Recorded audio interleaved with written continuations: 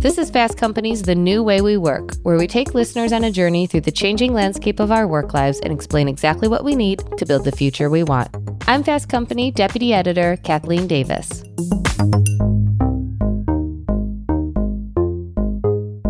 Happy Memorial Day weekend! Today's episode is a LinkedIn audio I recorded earlier this spring with my colleagues, senior editors Lydia Dishman and Julia Hurst.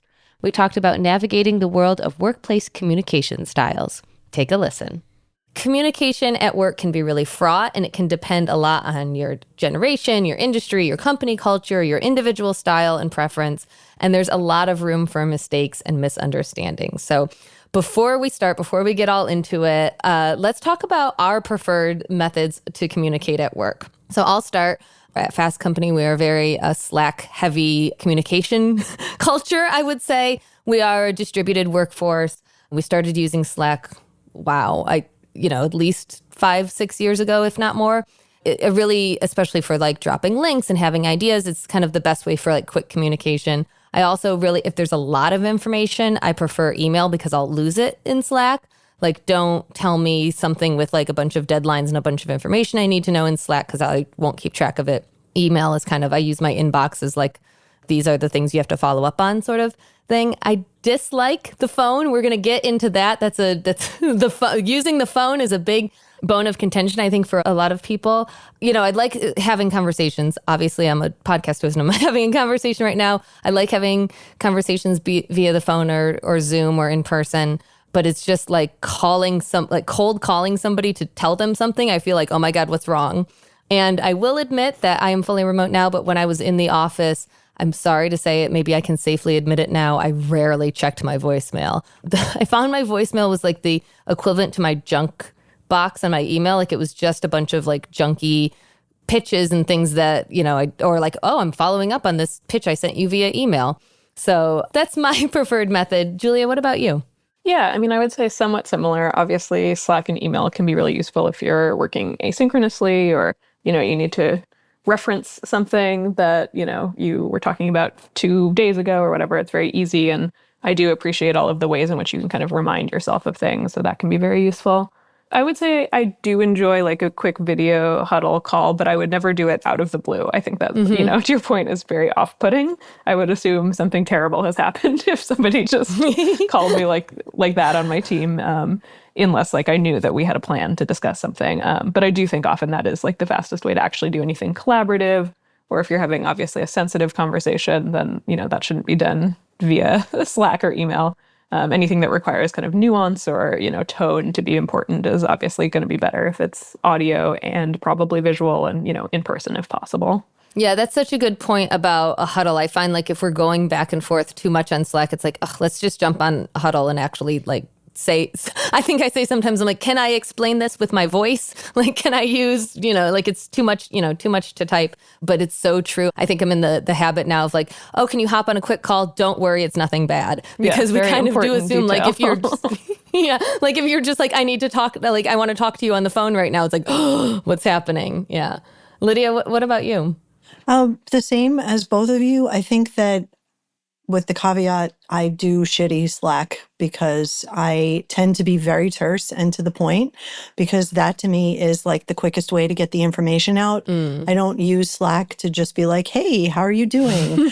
I find the same thing. I'm like, oh, wait, I should probably put some sort of like greeting before this instead of just be like, well, I want like conveying the information or making the ask or whatever. I'm like, am I coming across too like mean? Am I supposed to be like, exactly. How was your weekend first? Yeah, exactly. So sometimes I find myself editing for a little bit of pleasantry in there, but most of the time, and I know we're going to talk about this a little bit later, I will use emoji to the point where, you can't mistake the fact that I am really not mad. Yeah. I'm just conveying some information, exclamation point. We asked our LinkedIn audience what their preferred way to communicate at work was. It was pretty split. The choices were email, Slack or similar platform, in person or Zoom, and over the phone. And so many people were like, in person and Zoom are not the same thing. Yes, I realized that. I think what I was trying to get across there is like, a face-to-face conversation versus a phone call. Email won by a hair. It's 37%. Slack was 33%. In-person or Zoom was 25%. And everybody's with us. They don't like the phone, 6%. And to highlight that and to highlight kind of, I think, what I'm going to get into about generational differences and using the phone, Charlotte Flett said, as someone with severe anxiety, I prefer a few emails and then I can build up a professional relationship so I can manage Zoom or face-to-face. A lot of people don't understand it causes tension because I'm ultimately focused on how I'm uncomfortable.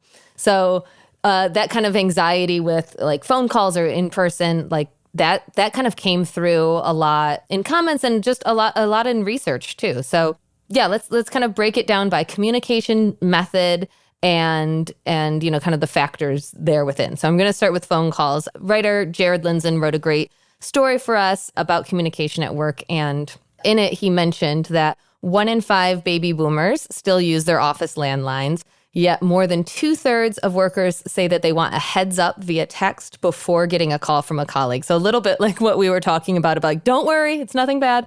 But I do think that like, that is kind of an etiquette thing that just maybe came about in the last like decade or so, that you warn somebody that you're going to call them, in all kind of manner. I mean, even like in my personal relationships, I'm like, is now a good time to talk? And then 1/4 of employees said that they get anxiety when they receive an unexpected phone call or voicemail from work. I 100% believe that, as we were talking about, especially I think, in this environment, a lot of people's minds go to, oh my God, I'm being laid off. If your boss is like, oh, I'm just going to call you, that's where a lot of people go. And a 2023 study found that 90% of Gen Z feel anxious about talking to somebody on the phone. And I think that stat got a lot of headlines, but I think it's more so like the cold calling, the like kind of you need to get yourself prepared for it. And like you don't want to sound stupid and you want to be prepared with what you're going to say. You want to have all the information ready. You don't want to be caught off guard.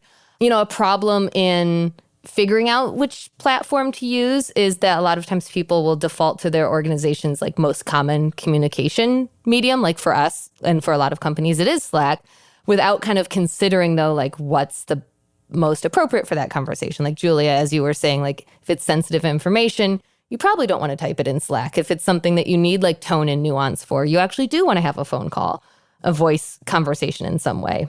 Phone anxiety definitely is a generational thing. If you are a Gen Xer, you grew up talking hours and hours and hours on the phone to the point where we would often get in trouble from our parents for tying up the line, as it were. So I'm showing my age there. But I do think that there is a sense of anxiety around just getting a cold call. And you also don't want to interrupt somebody's flow. Mm-hmm. So it's just sort of a matter of respect to not call without saying, is this going to be a good time for you, and making an appointment. I am a big proponent of scheduling messages. So I've talked about it before, and I feel really lucky that I work at a place that I can be a little bit flexible, which means sometimes I'm not around in the afternoon because I'm picking up my kids, but then I'm coming back at night and working, and I come up with an idea, I remember I want to ask somebody something, and before I realized I could do this, I was sending messages at like 11 p.m.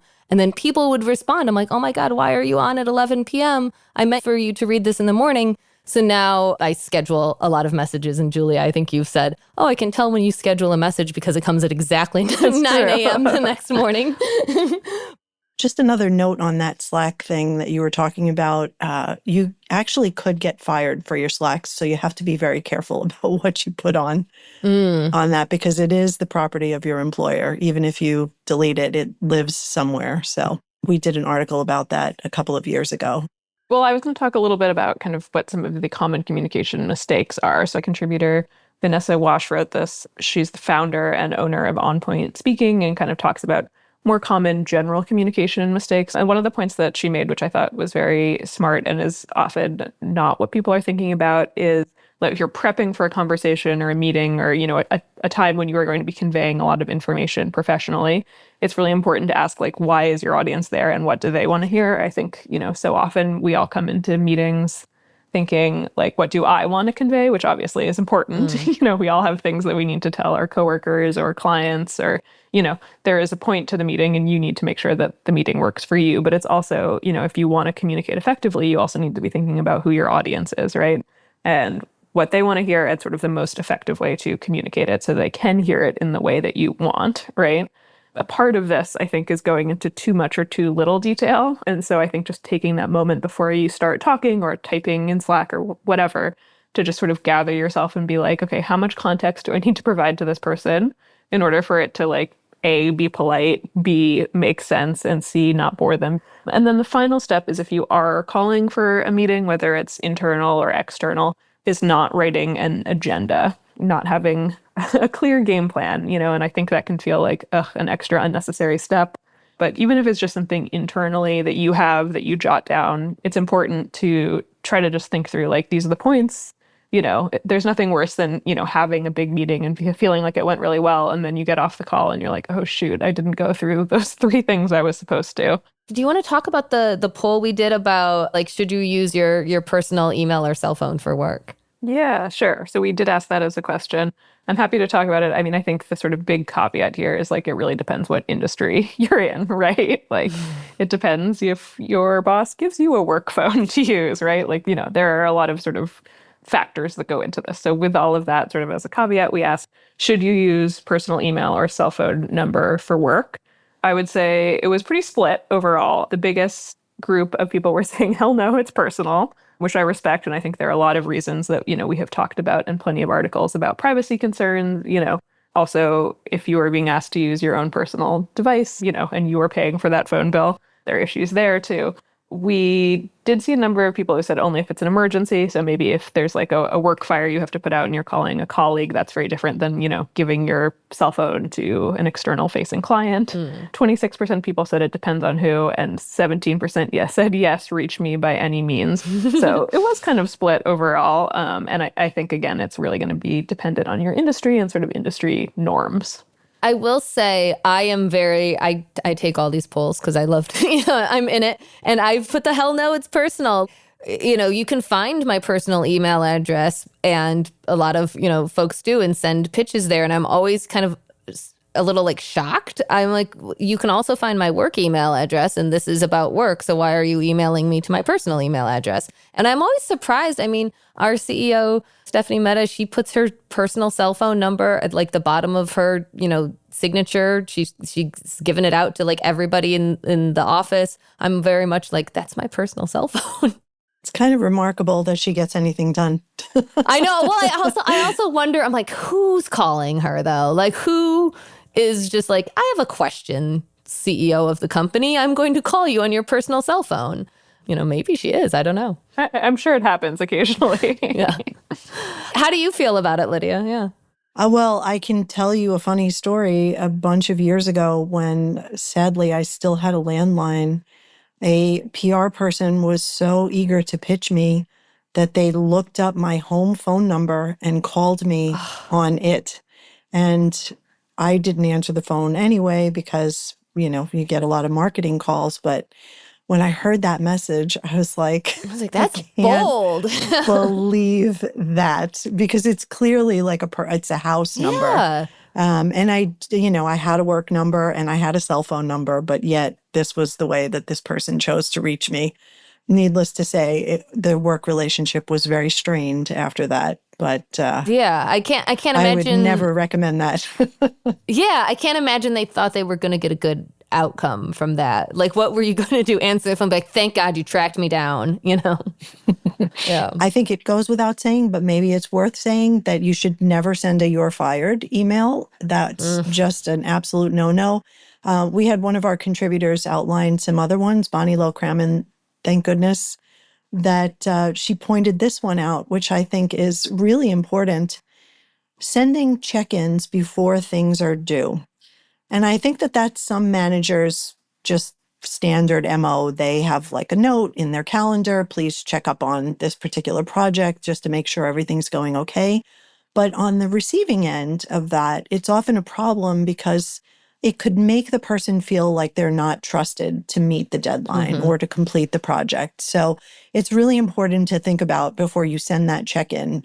Has that person needed assistance in the past? Are you doing this based on just sort of a rote thing? And if it's the latter, then you should probably not send that email. Nobody likes to be micromanaged, but maybe some people do appreciate a check-in, like do have benefited from it in the past and appreciate it.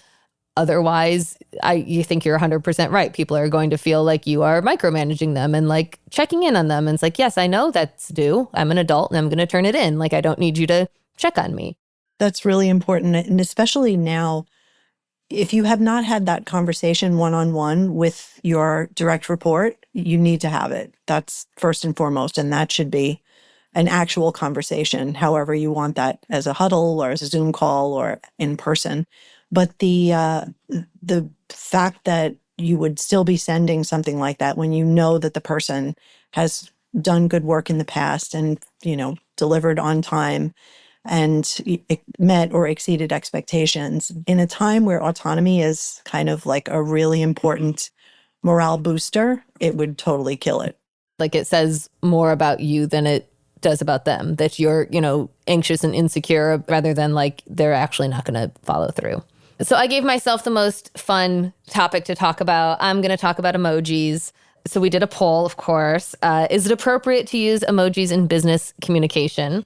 The choices were emoji, emoji, emoji, which was like sunglass, skull, thinking eyeballs, only to coworkers over Slack, no, it's unprofessional, or I have thoughts.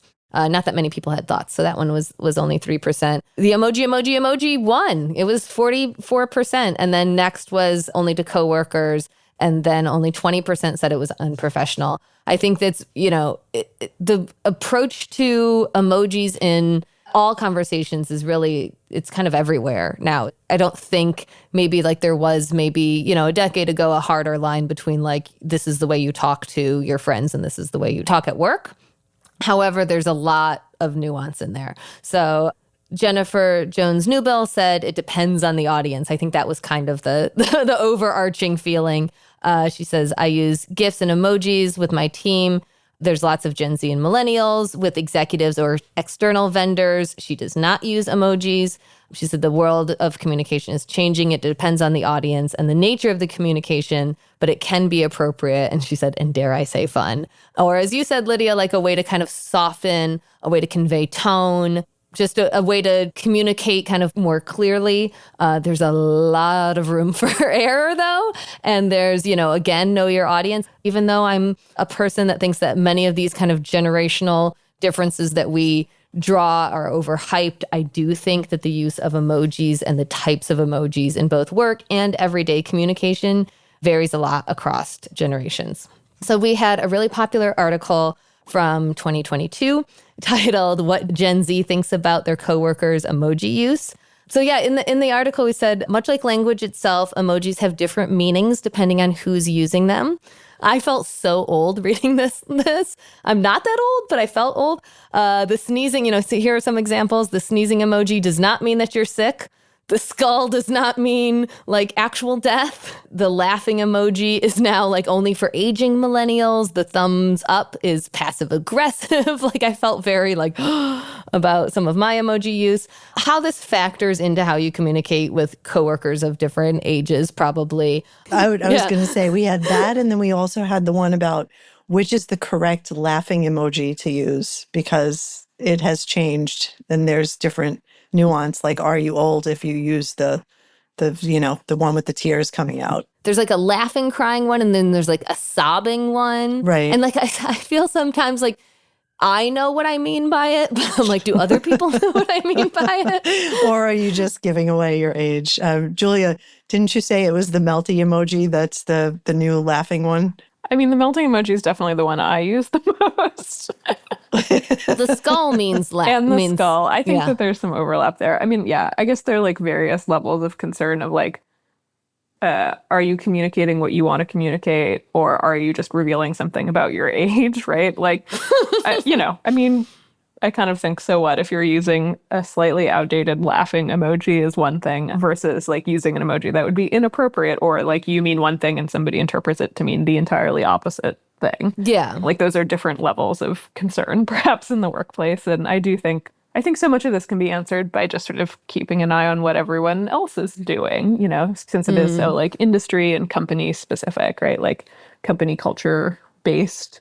I think also about emoji use as kind of a nice way, especially in like a group channel, to just convey that you've seen a thing, without having to like really. It is like noted. Right. Without really having to like add Yes, a ton. the eyeballs are great for that. Yeah. Everybody is using the eyeballs, eyeball emoji to mean that they are like reading that article that we dropped, but like maybe that's not, I think there could be some shade implied with that also, but yes, perhaps. I mean, I would say obviously if you're new at a company, probably the best thing to do is to observe for a little while before you jump in the deep end with your emoji usage, see what other folks are doing. Another thing that we covered is that like gender and industry play a lot into it.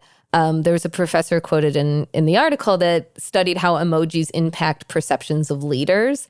For instance, like it play a large role in like what is deemed acceptable at work. So like IT employees might be more comfortable using emojis than like finance workers, and women might prefer to keep communication more formal with male managers because they could be, viewed as like not as serious. It's like all of the problems of the world are like also funneled through emoji use. Julia, you want to talk about like communication with like hybrid, remote, in office, like how all of that kind of factors in? Obviously, communication plays into all of that. I think in some ways it has exacerbated some of the natural communication problems that are probably happening in the workplace to begin with, and that more folks are remote or hybrid or, trying to navigate distances in their communication. I think the main takeaway is that communication has to look really different when some people are in person and others are remote and hybrid, right? Like it just has to be a different thing. Gleb, who's one of our frequent contributors, talks about this in a recent piece. He's talking about how managers can help bridge the, quote, availability gap. And so that's like this very interesting piece of data, basically looking at the fact that remote workers are less likely to feel like their managers are accessible to them, which obviously can have big implications in terms of like employee engagement and retention. If all of the workers who are not in the office are feeling very disengaged or like they're not part of a team, that's a real issue, and something that, again, falls on a middle manager to help try to bridge that gap. I think there are probably a number of ways that can be solved, and I think a lot of them have to do with just kind of being more explicit about communication, setting office hours if you're a manager where you're available, checking in regularly with your team. That's always one we come back to, providing opportunities for like structured team bonding, that is not just for people who can go to a bar for happy hour, making sure that is inclusive to everybody in the office. And then, another favorite of this team, I think, is the idea that if you have a Zoom call with a bunch of people and even one person is remote, it's good for everybody to join separately, unless, maybe if it's like two people, they could be in the office sitting in a room together and Zooming another colleague. But once it gets, 4 people, more like that, you just need everybody on their own Zoom, even if they're in one location. Everyone goes to their corner of the office and logs on, and that can just help deal with sort of the proximity bias and the idea that remote people are not included. And I know, Kate, you feel strongly about this one, that making sure that remote folks can also participate in kind of the pre and post meeting conversation too. I think often, everyone will gather in a room who's in an office and, making small talk and chatting about stuff. Then they dial in the people, have the, practical part of the meeting, hang up, and then continue talking about stuff. And that obviously feels really bad if you're remote. So that's a thing that is not effective communication. Yeah. And for that, like, I would hate to think like, we need to police, like people can't have small talk No, when sure. you're together. But it is unfair to remote people because they have no idea like, we were all talking about this when you weren't here. So, like maybe a way for managers to help loop in those remote people in those like informal meeting, after the meeting conversations is like, oh, by the way, after the meeting today, Julia and I ended up talking about XYZ. And we thought that could be a good idea. Like just kind of like, I'm going to like clue you in on the conversation that happened. Lydia, do you want to take us home with our final, like how to improve your communications? I mean, hopefully that's what this entire thing was about, but yeah. I hope it has been valuable to everybody who's been on the line. Grateful to have everyone with us. And I think that conciseness is really the name of the game, no matter what medium you're using. And what Julia said at the beginning about think about the audience and then kind of really hit the mark with what exactly you're going to say is a huge deal. But beyond that, there are a few things that you can remember about language that can help you communicate better. And one of my personal favorites, I had written about actually a plugin that you could use on Chrome, and I don't know if it still exists anymore, but it will cut out words like just. And Stephanie Vosa wrote about it too, one of our reporters, saying just is the great minimizer when you use it as an adverb. So think about when somebody says, I'm just the, and then insert your job title here. It totally minimizes you and your message. So try to get rid of that word. The other one is I think, because it introduces uncertainty. Don't start your sentences with I think, blah, blah, blah. Just if you think it, put it, and that's it. We've had a couple others, which I'm really pretty fond of not using, is to be honest. Don't start something with to be honest, because it kind of gets squishy. Are you dishonest then if you're not saying that? Please continue with your dishonesty is what Roxanne Calder was pointing this out. And I thought that was hilarious, but it's actually very true. So don't start that. I mean, both of those, I think, and to be honest, I mean, when you say them, to me, it's like, well, both of those are implied. Like, if you're writing it, obviously you think it. Mm-hmm. And to be honest, I sure hope you are. As you say, like, are you not being, like, why are you giving this a qualifier? Like, this one's honest. The rest of this email is total BS, you know? Yeah, exactly. It's all, yeah, so don't do that. And also inserting my bad into, sort of a quasi apology, like just say that you apologize and let's get on with it, because my bad is another sort of great minimizer that we could totally do without. And so I think those are the biggest touch points with when you're writing an email, when you're writing a Slack message, even when you're speaking to somebody. I think that to be honest is often reflective or reflexive. Saying, I think before you start something, just try to be mindful of that. Take a breath and start it a different way. Yeah. I mean, we all have our verbal tics that a lot of times are those kind of filler phrases. But, thankfully in your written communication, as we've been saying, like you have a chance to look at it and you're like, do I need these kind of filler words? Yeah. Well, I think that brings us to a nice and tidy close. Thank you both for having this conversation with me. And thank you, everybody, for listening.